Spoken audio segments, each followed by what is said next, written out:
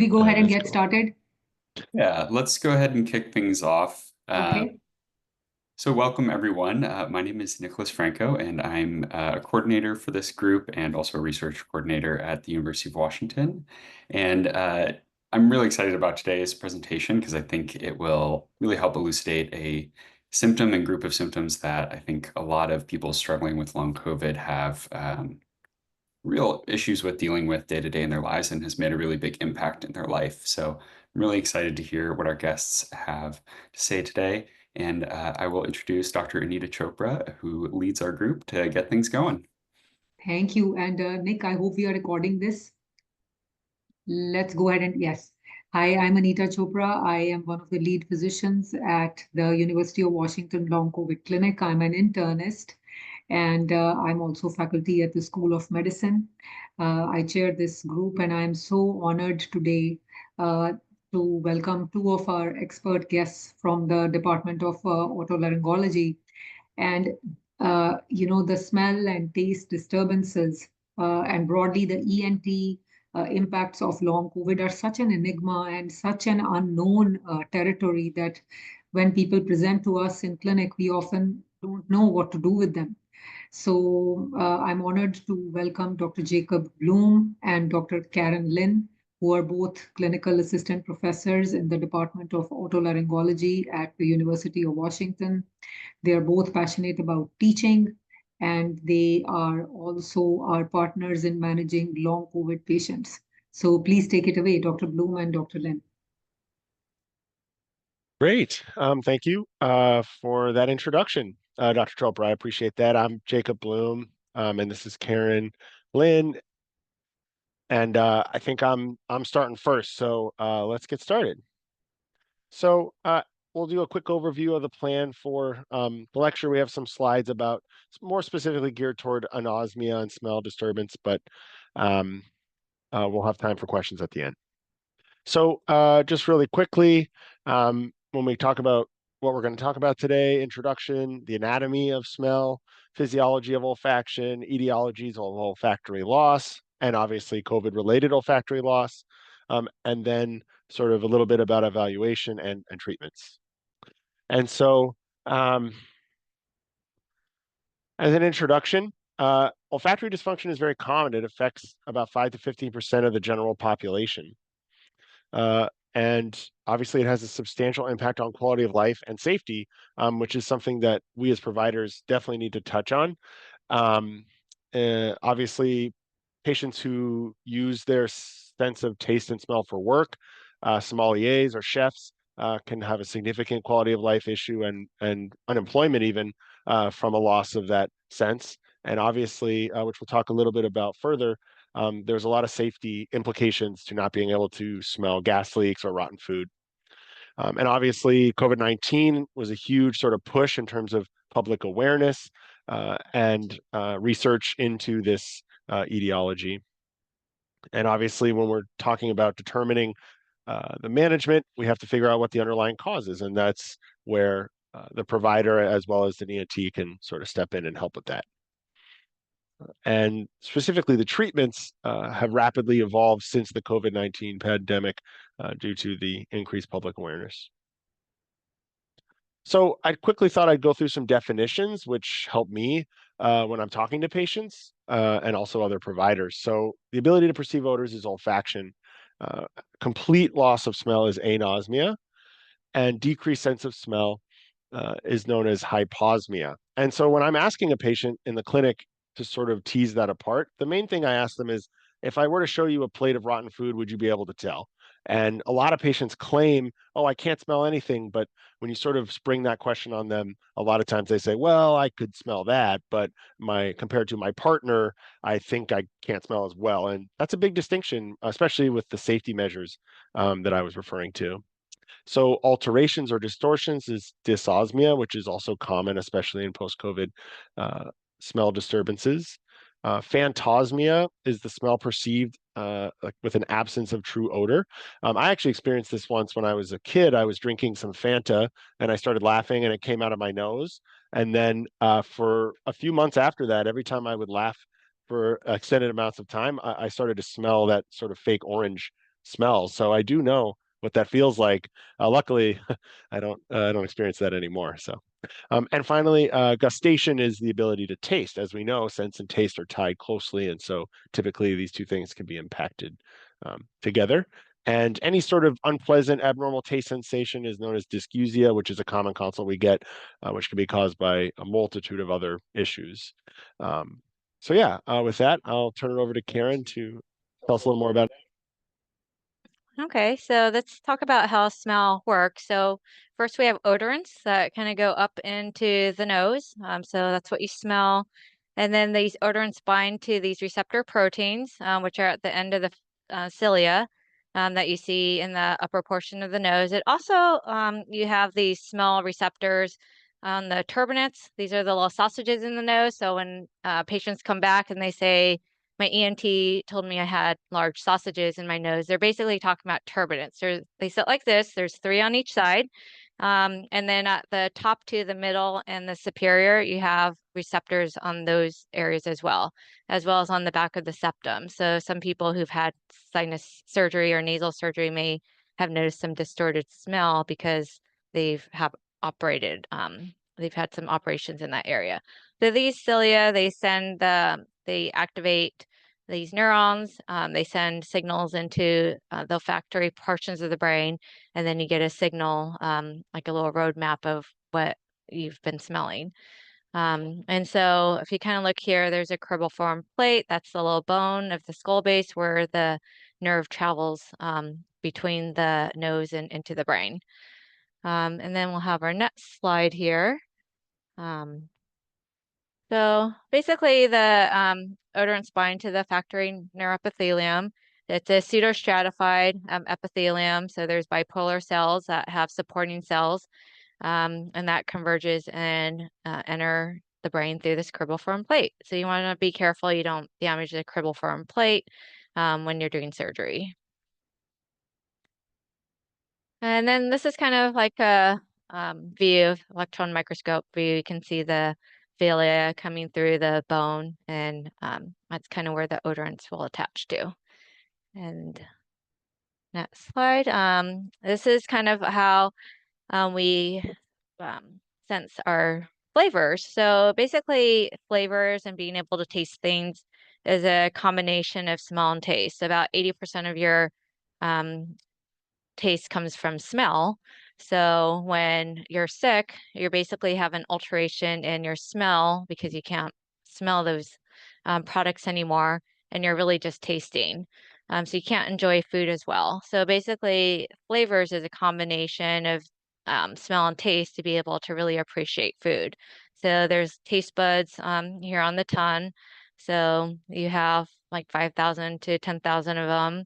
They send signals once those taste buds are activated through nerves into the midbrain, and then that sends signals into the cortex. And so that combination of when signals reach the cortex, they kind of combine the communication they get from your tongue and from your nose, and that's how you produce the flavors that we appreciate. Okay, so some unique features of olfaction. So cranial nerve 1 is the only one with direct exposure to the environment, and it has some regenerative capacity. And it also has major projections to the limbic system and hippocampus, which are involved in emotion and memory. So when you smell like fresh cut grass, you may remember your childhood because you kind of remember being on a playground or being in the backyard when your parents were cutting grass and so that's kind of one of the reasons is there's a lot of memory that can be associated with smells. Okay, so now we have a test for you. So just think of the questions. So complete absence of smell. Just kind of think in your mind what that could be. So anosmia, decreased sense of smell. So is reduced smell. Hyposmia. So patients will say, I can smell certain things, but not others. Or some things are just smelling not as intense as other times. Alterations, distortions of smells. So you have your parosmias and smell perceived in the absence of true odor, like the Fanta story. So phantosmia. Okay. Great. Thanks, Karen. So yeah, now I have the fun job of talking about physiology. This is usually the part where the attending's eyes glaze over, but I'm hoping that it can be relatively painless. So the way that I was taught, actually in undergrad at UW in neurobio there, shout out Rick Robinson. Anyway, we learned about olfaction and how it worked. Basically, every odorant is has a unique molecular shape. And so as the protein enters into these special receptors, it's sort of a lock and key situation. And certain odorants fit more snugly into different receptors. And it's actually the combination of how these different receptors react to the individual odorant, which creates the individualized smell.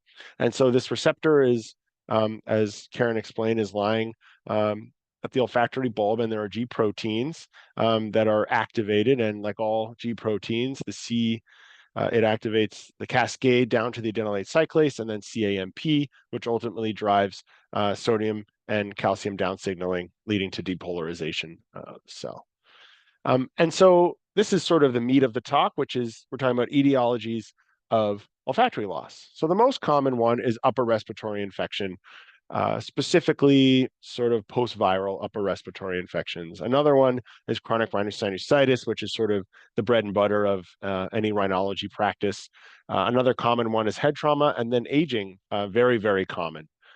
And so less common are idiopathic, which means we don't know. COVID-19, obviously a very hot button one and why we're here. Iatrogenic, which can be caused by all sorts of different medicines or surgeries, some of which we do. Parkinson's, Alzheimer's. And then there are a couple other sort of congenital syndromes, Kallman's being a common one, as well as Charge. And the Kallman syndrome is sort of a hypogonadic hypogonadism, which is sort of the apex of the pituitary axis does not form correctly. And along with that comes distortions in puberty, as well as malformation of that sort of skull base right all along. So you have pituitary problems as well as smell loss. And so you should consider this in a patient who maybe presents with that classic picture. And then Charge syndrome, obviously the thing we think about is choanal atresia as part of the Charge syndrome. Interestingly, the C is not choanal atresia, it's coloboma. Atresia choanae is actually the choanal atresia. So obviously, basically everything about this, the most common causes besides the nerve damage are physical blockages of the olfactory bulb. As I mentioned, you need that sort of lock and key mechanism in order to perceive olfaction. So if there's anything blocking your nose, whether it's polyps or inflammation or atresia of the choana, which is the back of the nose, those all can make your smell worse. And obviously, if you're exposed to toxic chemicals, that can also play a role.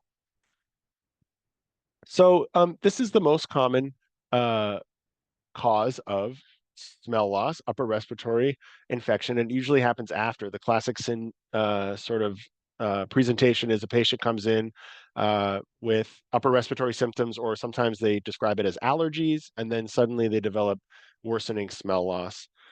And usually if they have longer term smell loss, it's related to neuronal injury. And this was sort of the classic presentation I was taught when I was an intern before the COVID-19 pandemic hit. And when we look at sort of population studies, women and elderly are more susceptible to this form of smell loss. And typically you'll get hyposmia, so reduced sense of smell and taste without complete anosmia. And the recovery rate is higher than the other common forms that I'll describe. The way I think about it, most patients when I'm counseling them is about a third of patients see a recovery within a month, a third, additional third, so about 2/3 see complete recovery in a year. And then after a year, about a third of patients, it kind of further dissects into minimal recovery to no recovery. So that's kind of my general counseling. So this is chronic rhinosinusitis, associated olfactory loss. One thing I want to point out to everybody here, no matter what this is my little soapbox that I tell patients, there is a huge difference between rhinitis and sinusitis. Sinuses are cavities in the nose And when we talk about rhinitis, we are talking about inside the nose. And I know that the sinuses are attached to the nose, but sinusitis and rhinitis are completely different things in my mind, and the causes and the treatments are very different, and the cell lines are different, the diseases are different. It's very different, and I know that they're next to each other, but that's kind of where that association ends. And so I spend a lot of time explaining that to patients in the clinic. So this patient has classic sort of chronic rhinosinusitis. See the thickened sinuses there. And based on the CT here, it's pretty clear they've had some sort of endoscopic sinus surgery. This bone has been removed, and some of the septae of the ethmoids have also been removed. But you could see, this being the olfactory cleft, why this person can't smell, right? It's completely blocked. And so you don't need polyps blocking your nose to have smell loss with chronic sinusitis. And the course is more fluctuating and gradually lost versus the sudden loss you would expect from a viral infection. And if you treat it with steroids or surgery, you tend to have improvement. And this is sort of what I'm pointing out. It's not just a physical blockage. In some of the cadaver studies, which I bet Dr. Patel has participated in, you can see that the basal cells actually switch to immune defense roles, and there's apoptosis. So it's not so simple as just remove the physical barrier and now you have smell. And this is a very common one as well, which is head trauma-associated olfactory loss. Again, this one is a different mechanism where you actually have shearing of these nerve branches here, and it's basically attributed to the counter-coup injury shearing these cells. And unfortunately, with this type, the rates of recovery is very rare. Only about 10 to 35 see any sort of return to function. But some do, which is interesting because you'd think complete shear of the nerves, there would be no recovery. So it is interesting that up to a third can see some recovery. And similarly to the other forms of anosmia, my general thing I tell patients is if you're going to see recovery or any sort of return of your smell, it's usually within the first year. And now we have age-associated olfactory loss, which is another common thing we see. This is more slowly progressive and gets worse with age, obviously. And patients who have smell loss tend to eat less or enjoy eating less, part of that quality of life thing we discussed. And there's actually quite a few studies that have coming out that show that smell loss in elderly could be a sign of mortality. And it's an interesting metric that's being studied right now. And a lot of people suffer from this. About 50% of patients over the age of 65 have perceptible drop in olfaction. And there's a lot of theories as to why. Wear and tear theories, you're exposed to environmental toxins, there's depletion of the basal stem cells, programmed cell death. I think about it like every other sense in the body, it just gets worse as you age. I don't think there's necessarily a one solidified explanation. So, okay, and I'm going to pass it back to Karen. Okay, so now we're going to go on to this COVID-associated olfactory loss. So we're finding that 50 to 80% of COVID patients are experiencing some degree of smell and taste disturbance. And it may be the only symptom in about 25% of patients. We don't quite understand the pathophysiology, especially because the olfactory neurons don't have the typical entrance like gates that we would normally see for other cells for the virus to enter the cell. They don't have the ACE2 receptor or this transmembrane protease serine 2 protease enzyme that's required for entry. However, based on basic science research, we found that basal cells and sustentacular cells do, and those are our supporting cells. So it may be that the supporting cells are damaged and that kind of affects the smell mechanism. And then we have reports of isolated inflammation at the olfactory cleft. That might be another mechanism for the smell loss. We also have selective olfactory dispersion, where airborne particles may selectively deposit on the olfactory epithelium and cause some damage and inflammation there. Large proportion of patients recover within a few weeks, which is great. So patients are definitely happy when they're able to smell and taste better. There's a small proportion that will have prolonged loss or parosmias, so distorted smell. So that's about like 30% there. And then in terms of additional information, so there's a COVID update from 2023. So estimated 60% of patients infected in 2021 with COVID lost some ability to smell and taste, and then 25% of those didn't recover fully. So they still have some diminished sense of smell. Okay, so now we have another quiz. So we wanted to do a review here. So some etiologies of smell loss that we spoke about. So Dr. Bloom talked about the colds, sinus infections, some trauma, aging, toxins. So we kind of briefly reviewed that. Pathophysiology, so some damage to basal cells, stem cells in the nose, maybe some toxins, apoptosis, cause of anosmia and head trauma. So we talked about the shearing effect of the cilia. So one common source of that is like you see boxers coming into the office and they just don't smell very well, and just all that head damage from being hit in the head probably caused some shearing mechanism there. And then what percentage of patients with COVID lose your smell and taste? We think 50 to 80%. Okay, and then management of olfactory loss. So this might be more interesting, is what can we do? Therapeutic options currently are limited by a small amount of research prior to COVID. So it just wasn't really one of our priorities, but now we're definitely more interested since we've had this pandemic. One of the things that I advise patients to do, this is the most common way to treat this, is smell therapy. So it's a 9-month training session. So this basically is a therapy to retrain the brain so it kind of remembers the sense. We start with the 4 sense. There's some studies that have been done on which sense are the most powerful for regaining your smell. So I have patients usually get one of these NeilMed smell training kits. They're very easy to find on Amazon. Yeah, otherwise they can get essential oils. The problem with oils is they can get messy if you spill them or you like drop them on the ground, and that kind of makes everything smell. But these are really easy. So you basically, there's 4 of these little smell sticks. You just open the little stick, smell it for 15 to 30 seconds. And you want to go through each of the 4 sticks twice a day. And then after 3 months, you want to repeat this process, but with 4 new odorants. And so there's different odorants that have been studied. So I give patients a list of what to buy in the next 3 months. And then 3 months after that, they have 4 more odorants. So in total, they'll get 12 scents in total. And there are some other common scents that have been studied. So orange, banana, apple, coffee, cinnamon, garlic, leather, peppermint. And the efficacy for this, if patients ask, is we can see 20 to 60% improvement of smell. And then our next step is support groups. So patients like to know that there are other people who've had the same problems. No one wants to be alone in this. It's really frustrating to have this issue because smell and taste are such an important part of our lives in eating and appreciating food. So there are a couple of support groups. They look like they're both mainly based in the UK.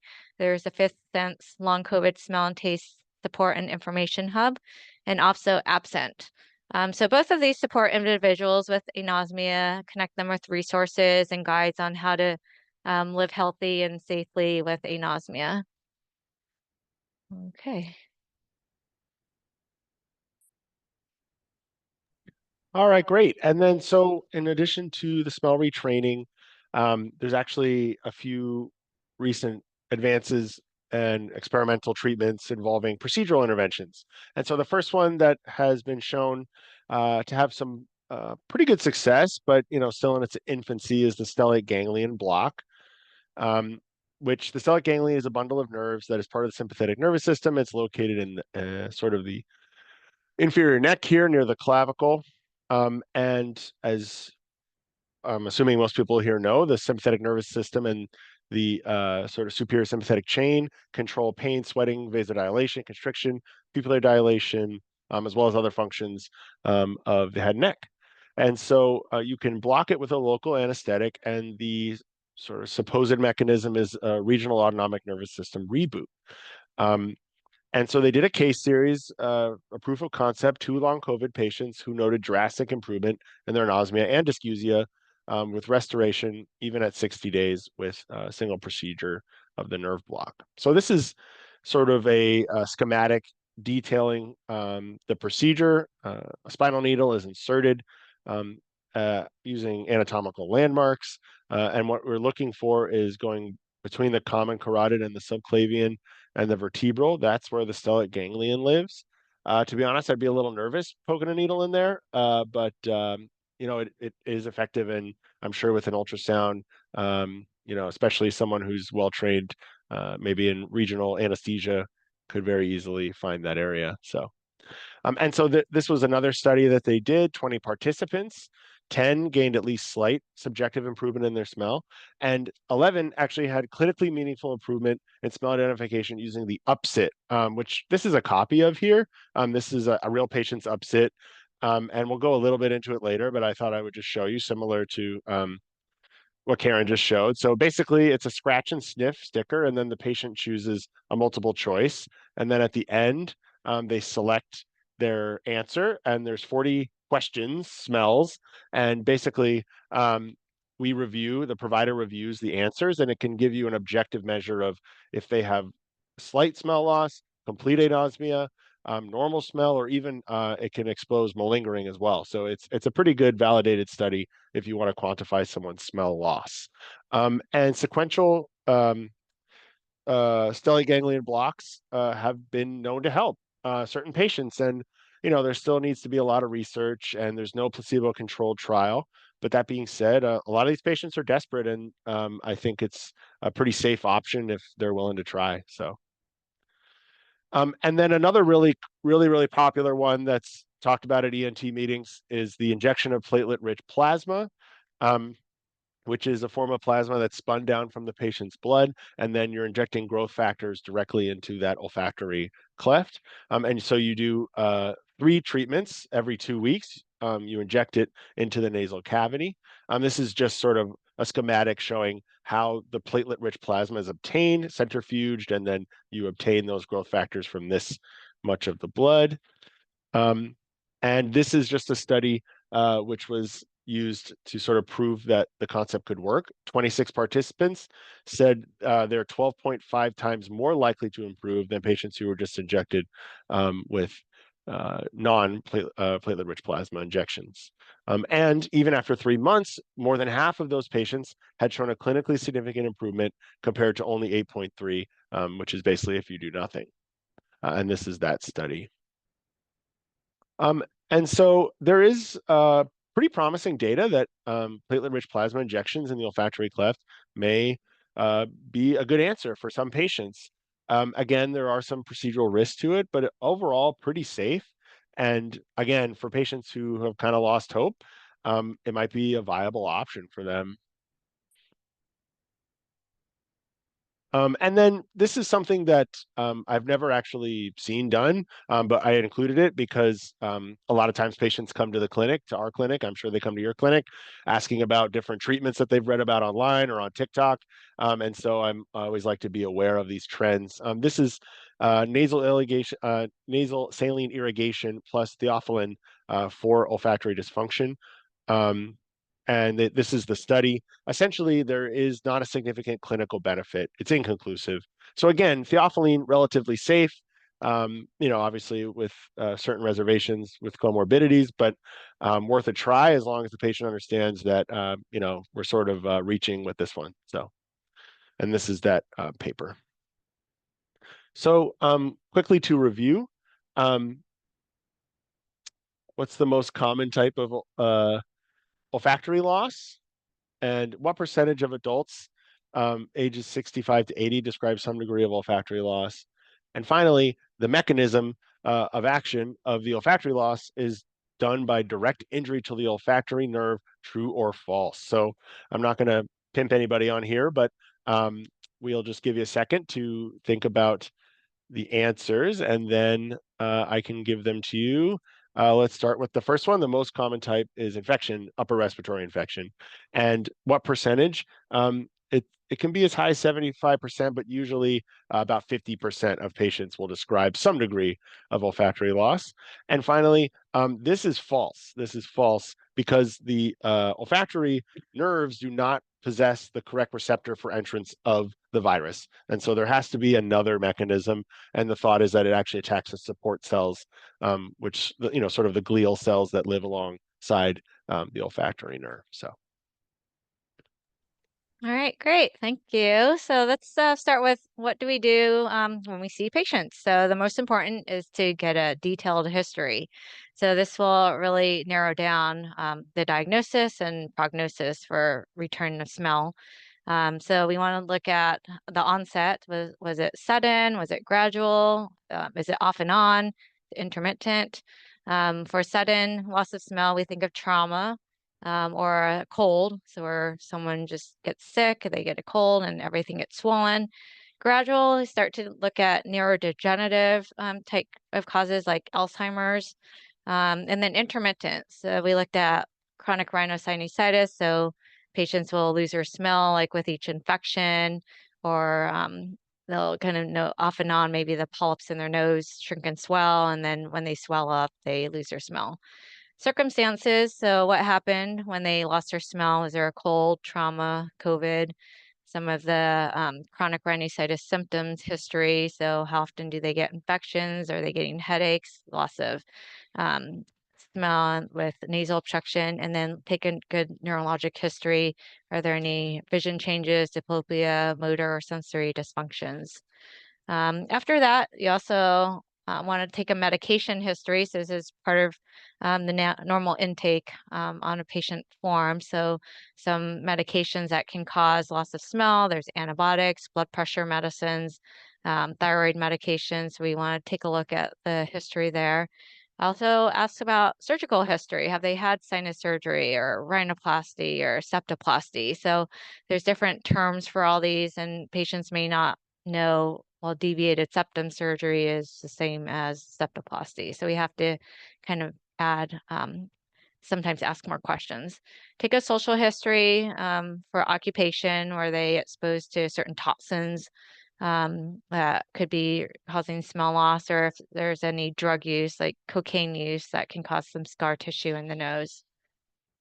And then we want to do a thorough head and neck exam, including the cranial nerves.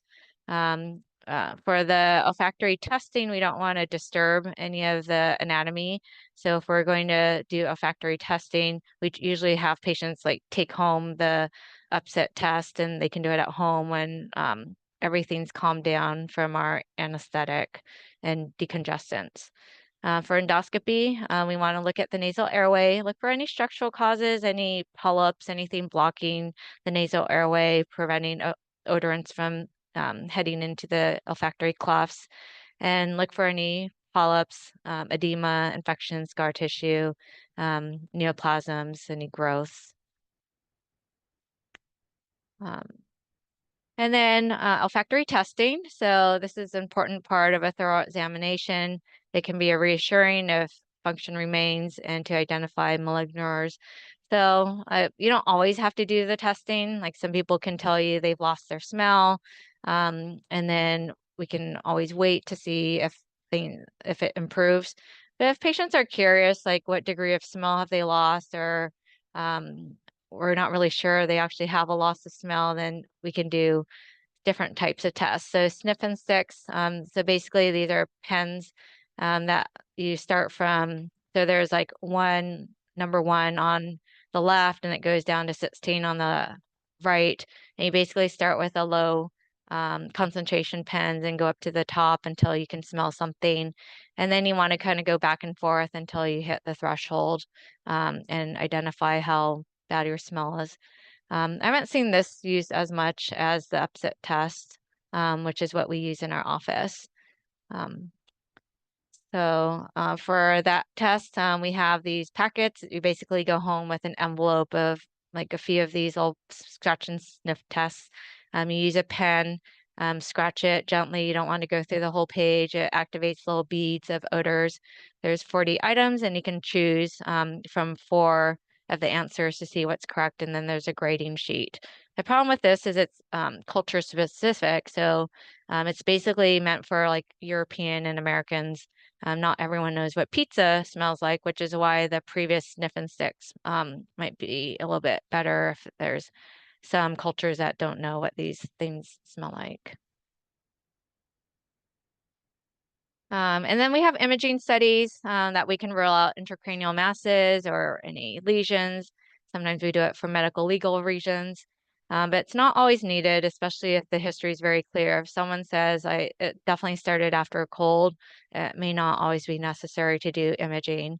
But CTs can show obstruction or narrowing at the clefts. So if you're not really sure and you don't really see anything obvious, CAT scan could be helpful. Also, if there's an absence of a clear etiology, you suspect a mass, there's some other cranial nerve issues, an MRI would be helpful for that to kind of get some of your brain anatomy. Okay, and then we have a review slide, so things to think about. So what's the important component in the assessment of a patient with olfactory dysfunction? And true or false, MRI is always necessary in patients with olfactory dysfunction. So the first question, the history is the most important. You can get a lot of your diagnosis from that. You can even avoid doing imaging. And then MRI, so whenever you see an always type answer, it's probably going to be false. So it's not always necessary in patients with olfactory dysfunction. Okay, and then let's move on to treatments. Great. Yeah. And thanks, Karen, for that free test taking advice. I Yeah. appreciate that for sure. Yeah, we talked a little bit about some of the different treatments, but I thought we'd just go through some other treatment modalities sort of at the end of the talk. So obviously, if you have conductive, this is a picture of a nasal polyp, which obviously is blocking their ability to smell. You want to get rid of that. And you can treat edema. You can use saline, oral steroids. Budesonide is a very common one that we prescribe patients because they can mix it into their saline irrigations. A sensory neural smell loss, oral steroids sort of have mixed evidence. So some patients do report they see some improvement with that, but especially with a patient with a lot of comorbidities, you might want to think twice. And then there's some alternative therapies that, again, have mixed reviews, sort of like the theophylline I mentioned earlier. But again, these patients read online or watch some video and they claim that this is the cure to all their problems. And so zinc, vitamin A, omega-3, ALA, and then intranasal calcium buffers with sodium citrate. Honestly, these are similar to what I talk about with patients who have tinnitus, in that these supplements are pretty benign, and some patients swear that they work. And so my mentality is, if we can't give you something that we know is going to work, I don't have any problem offering a patient something that is low risk and might help. And so I say you're free to try it if you think it'll help you. I mean, obviously, vitamin A, you don't want to take too much of within moderation. But yeah, I have a pretty laissez-faire attitude about it because a lot of patients, it seriously impacts them, and they're looking for any way to help out their symptoms. So I'm always willing to try. And so we talked about olfactory training. Karen had a nice demonstration there. This is a paper done by Arya Jafari, who helped us with these slides. And it's a similar kind of idea. These essential oils, clove, eucalyptus, lemon, and rose, switch off. And then there's new research going into maybe doing more odors and extending it beyond 9 months, or even farther. Basically, as long as the patient's willing to do it, it's not going to hurt them. So might as well keep trying to train it. And then there's some emerging treatments beyond what we talked about. Platelet-enriched plasma I went through, as well as acupuncture, which is another thing that I offer to patients with tinnitus because it seems to help. And again, low risk, so might as well give it a try. And then neurostimulation is definitely sort of a very new concept. It's a cochlear implant for the nose, according to some pop sci media. And this is sort of a picture. We're looking at the skull base here, which has been surgically opened up with a sinus surgery. You can see they've removed all of the ethmoid bulla here, and as well as open up the maxillary sinus. And they're placing, this is them placing those electrodes to stimulate the olfactory nerve. So that's sort of a new thing that's being tried, not at UW as far as I know, but some other institutions across the world. And so important considerations, which we again talked about, but this is something I am very serious about discussing with any patient who has true anosmia, whether it's proven or perceived. These are things that I feel it is our job to counsel patients on. Like I mentioned, it is essential they get smoke and natural gas detectors because they cannot smell a gas leak and they cannot smell burning. All electric home is an idea that you should try to avoid having anything gas in your home if possible, because again, you're putting yourself at a lot of risk if you can't smell that gas leak. Spoiled food is a big one. Typically, the patients have someone they live with who does have normal smell, or they just need to adhere closely to expiration dates. And this one is an important concept, which is patients who have significant kidney or diabetes or other comorbidities, congestive heart failure, they really need to be careful about the extra salt or sweeteners they put in their foods, because they won't be able to taste if it's extra sweet or extra salty, and obviously that could tip them over if they have significant cardiopulmonary disease. And again, quality of life is a big factor here, and something that patients, that's probably the main reason that they come, because it's significantly impacting their ability to interact in society, join and enjoy food. I had a really good friend of mine who was my roommate during my intern year, and he developed COVID-19 anosmia and lost his sense of smell and taste. And he was an avid chef and cook, and he stopped. He stopped cooking because it was so he had so much dissatisfaction from the inability to smell and taste his own food. And so he was very depressed about that. Luckily, he got most of his smell back over time, but something you can maybe try to talk to patients about: texture, color, and pungency, because obviously the taste is gone. And then foods that stimulate the trigeminal system and umami may sort of skirt around that smell loss. And one final thing, when talking to patients, a lot of them will bring up that they can't smell, but sometimes they can smell harsh things like gasoline or paint thinner, things like that. That to me is not real olfaction. It's basically caustic chemicals in your body being irritated by it. I wouldn't count that as real smell. And so I would be wary of that if a patient says, "Oh, I can smell. It's just anytime it's only when I'm using, bleach, I can smell that." So usually that's not actual true smell. So just be aware of that. And so finally, in summary, disorders of the smell are not infrequent. As you can see, they're very common, and obviously that's why we're here, and they significantly impact our patients' quality of life.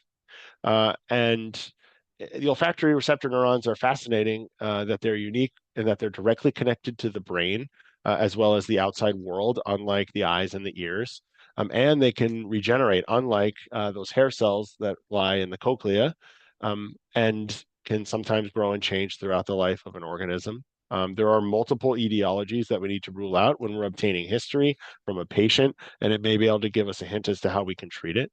And obviously, COVID-19 associated smell loss affects a substantial portion of infected patients and sometimes can be the only presenting symptom. Okay, so the most important thing we need to do is take a careful and detailed history. For us with ENTs, we have the nasal endoscopy available, which is great for looking at the anatomy. Besides olfactory loss related to the chronic rhinosinusitis, diagnosis, treatment options, effectiveness for other common forms of smell loss are limited. So phantosmia and parosmias commonly occur with olfactory loss, but luckily they usually resolve spontaneously.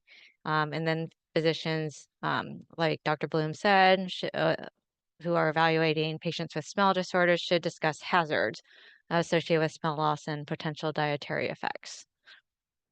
And these are some of the works that we've cited. So in case anyone wants to look up some of the publications, and we have some time for questions. But we also want to, well, thank you for attending today's talk. We thank Nicholas and Dr. Chopra for setting this up and inviting us and gathering us here today on such an important topic. Definitely affects patients greatly, and it's good that we are in the process of getting more research and treatment options for them. We'd also really appreciate if you could fill out an evaluation. So there's a QR code. If you could just use your, if you're not familiar with these, just use your camera on your cell phone. This will show up, it'll become in a little box, and you just kind of click the link, and then you'll get like a few questions to answer, and then they'll go directly to Nicholas. So we won't see your name attached to the evaluation. Thank you so much, Jacob and Karen, for this really fantastic presentation. I learned so much, and I think in the long COVID clinic, something that we do actually that's not right is to give them the smell retraining. So they'll come back after 2 months and say, oh, it didn't work. So we'll just give it up. So today I learned that that's not the right approach, that we have to, keep going for a while to allow it to work.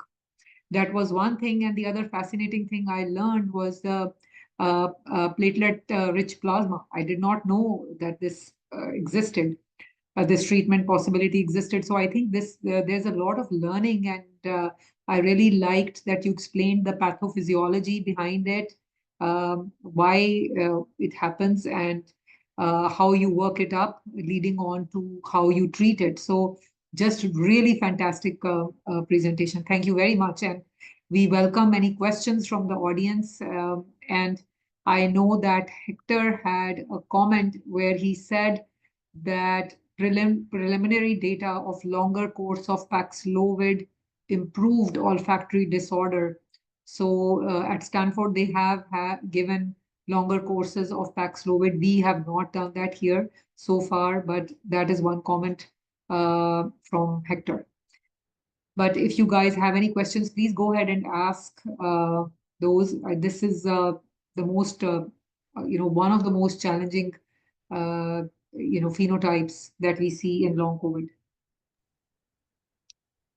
One quick thing I did want to mention is that using the upsit and its results in kind of longitudinal upsit testing is part of the RECOVER study. So I know that's in progress right now, but I think it'll be really exciting to see, because they're going to have a tremendous number of participants who have been kind of consistently doing the upsit, and being able to look at that data, I think will be really interesting. Yeah, it's a bit of an involved test, but like you said, that the data is, it's a well studied test and validated as far as I know. So, like you said, if you can get a big amount of patients to do that, I think the findings will be very interesting. So when you guys click on this QR code, I'm completing it now. You may want to, it will bring you to a form, and you may want to tap on it until you, hit on what you like. So there's a quantitative score, and you may want to press on the line. That's what I'm finding works.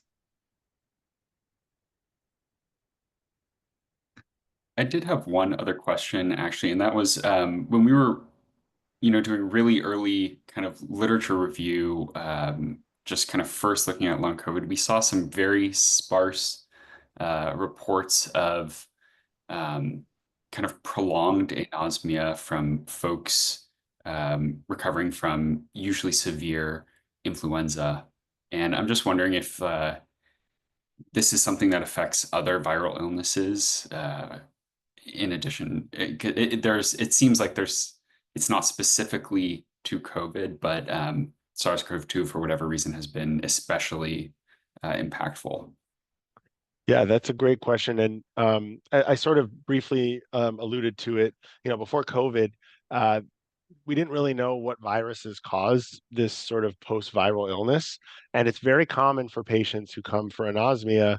Now it's like, well, I didn't have COVID, so I can't have this post-COVID anosmia. And I explained to them, there are, I'm not an infectious disease doctor, but there are essentially infinite variations of viruses out there. And just because you didn't test positive for rhinovirus or adenovirus or orthomyxovirus, that doesn't mean that you can't have this post-viral illness. And I'm sure there are viruses out there that we don't even understand. And it's more of a, so I look at the symptoms and sort of their progression. And like I said, a lot of patients don't even think they had a virus. They're like, oh, I just had some allergies for 3 days.